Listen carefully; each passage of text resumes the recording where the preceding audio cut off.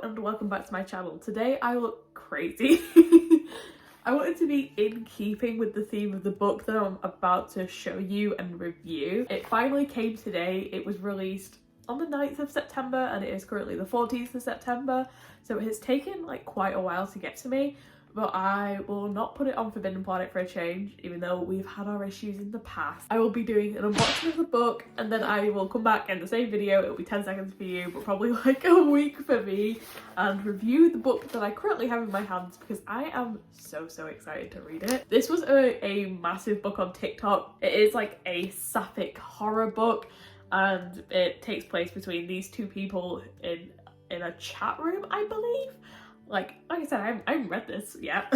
So of course this is a signed edition of the book that Forbidden Planet are selling. I will give Forbidden Planet their dues. They sell like signed books for dirt cheap. I've had a couple of issues with them before, like me and Forbidden Planet, like it's a love-hate relationship basically. I've always gotten my stuff in the end, even if it's been like, I'll wait.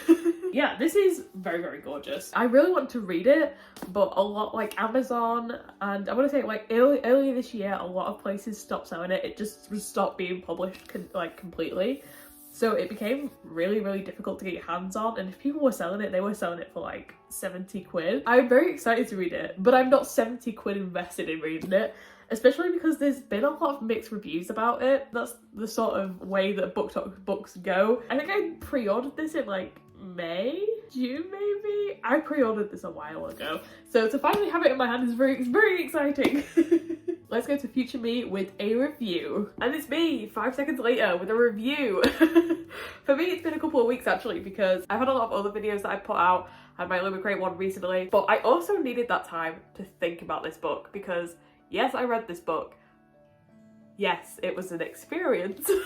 This book is actually 3 short stories. This is sort of like a republishing of the stories, and it has the first story that went viral everywhere, and it has 2 extra stories that the author has put in. We'll be talking mostly about the like most viral one, and in my opinion the most disgusting one as well. Of like it's vile.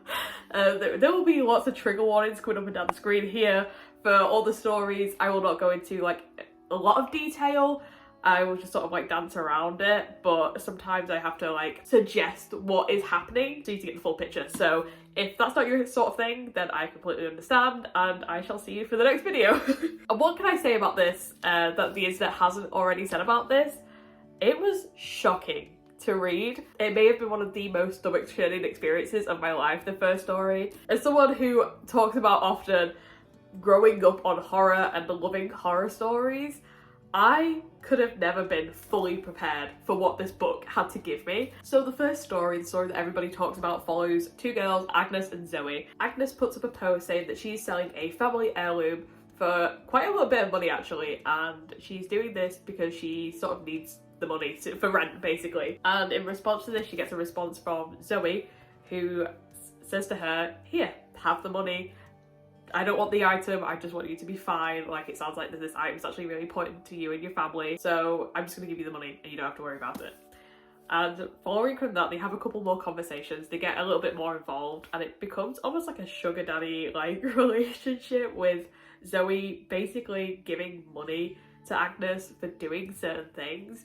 And the stuff she asks of her gets more and more vile the more they could talk basically, to the point that Zoe even suggests that Agnes should actually just go and get help, and she was just doing it to see how far that she went. It is definitely shock horror, like it is very shock horror, body horror. There's a lot of really intense details that made my stomach genuinely churn. Like, it made me nauseous reading it. The amount of detail that this author went into to describe these situations was very jarring and very visceral, because you could just see it and imagine it, and you could almost feel it yourself. I can't really give anything else to say other than it's very shocking. I love horror. I love horror. I love like body gore. Like, I love that genre.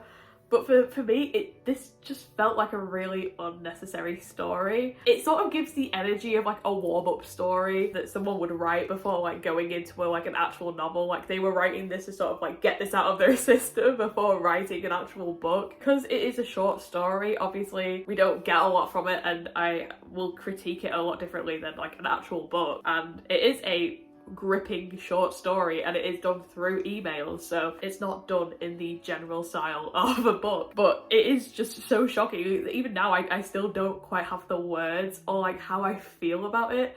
I was just very grossed out. And if you don't want to be grossed out, if you don't want to read something that's going to gross you out, do not read this book, like, at all. If you like the challenge, then go for it. But yeah, the first story was the one that everyone talked about, and I can understand why people talked about this, because it was grim. But I think it was also the highlight of the book, because we have then these other two short stories after this that contain different characters and very different elements of horror as well. I think the first book is something very, very unique compared to the other two. They say the other two are a little bit more subdued even with their horror. I think the very last story is like, I just didn't like the last story at all. I didn't feel like I got anything from that. The middle story was very interesting. It almost gave me like, I don't know, like American Horror Story vibes. It basically follows two parents after their kid has unalived themselves. They go to an island and they look after a hotel while it's in off season. So it's already like The Shining basically. And it all goes wrong when a person appears at the door, which is practically impossible because they were in the middle of nowhere, and claims to be the son of the father. And it is a wild ride to read. And I think I had the most fun with this one. I think it had a little bit more room to breathe because it was a little bit longer. We got to know the characters a little bit more. We got to know the situation a little bit more.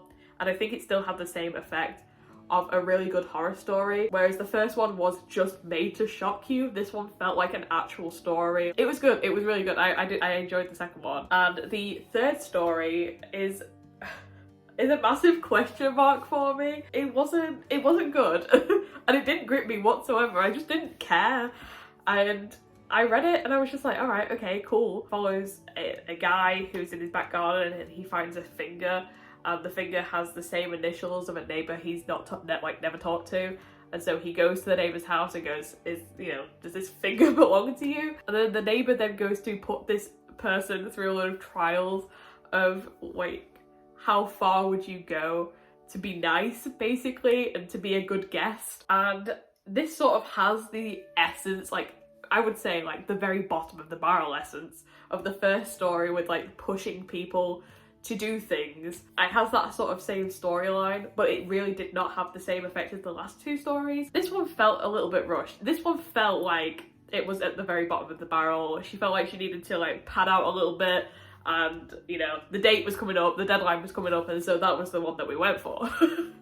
Not to be mean, like, that was the hater in me talking, oh my god. Just left a sour note for me, especially because of the shock of the first one, and I was sort of expecting that for the second one, and then we had like a really well told story in the second one that I really, really enjoyed the writing style of, and I really enjoyed everything about the second story. And then we got to the third one and it had literally nothing of the other two stories there. You didn't even have the shock to fall back on. It was just a bit boring. I think my expectations were definitely a lot different because of the past two stories. So he should have either put this story first, the third story first, got it out of the way, so we could have gone into it, or just scrapped it, because I don't think it really needed that story, and I just wish there was a little bit more to it. It just wasn't as good as the other two for me. But yeah, overall, is this worth the TikTok hype? That is the question.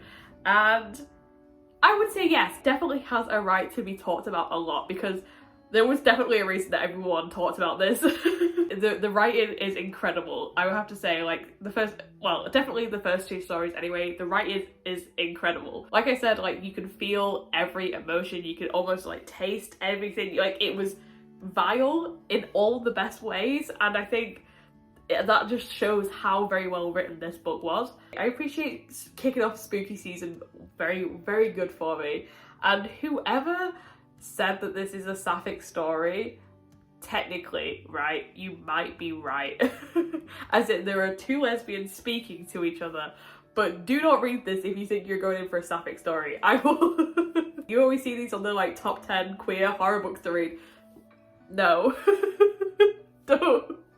If you go in it for the queerness, you will be no, it's not even worth it. Like, don't do it. So that was a little bit of a chaotic review. I'm sorry, like I said, I can't really put into words how I feel about this book. I was gonna go in and I was gonna go, yeah, this is my review, this is what I have, and then I read it and I genuinely, like, it's put a massive question mark over my brain. But it is a very interesting one, and I did enjoy it in some aspects. Like I said, I really enjoyed the storytelling in the second story. It did feel like a proper horror story.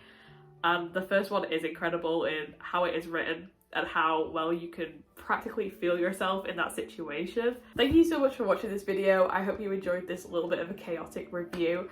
I will not be posting next week because I am on holiday, so I'm very, very excited for that. And I shall be back sometime in the very near future, literally in like 2 weeks. So thank you so much for watching, and I shall see you soon. Bye.